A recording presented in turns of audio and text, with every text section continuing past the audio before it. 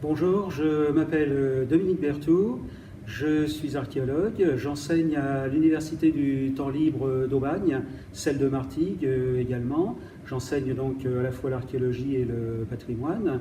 Je me mets également au service de communes pour réaliser des recensements de patrimoine avec préconisation pour la conservation et la mise en valeur de ce patrimoine.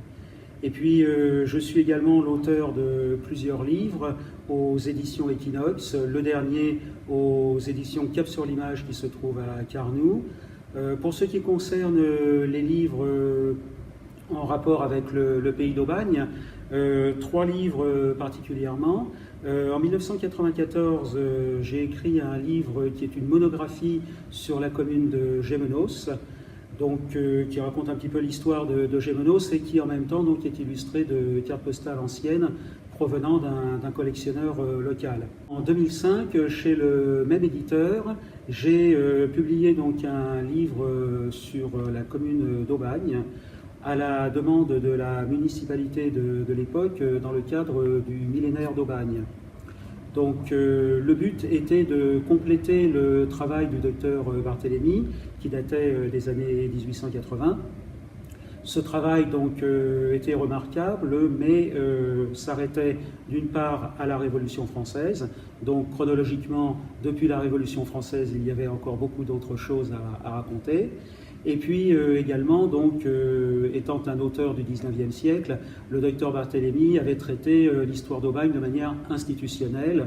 Et donc l'idée par rapport à ce livre, qui est un livre en fait collectif, puisque nous étions 6 auteurs. Et puis beaucoup plus récemment, il y a un peu plus d'1 an, avec un adjoint au maire de Carnoux, Nicolas Boulan, nous avons réalisé un livre qui est une monographie sur l'histoire de Carnoux, qui est paru aux éditions Cap sur l'Image.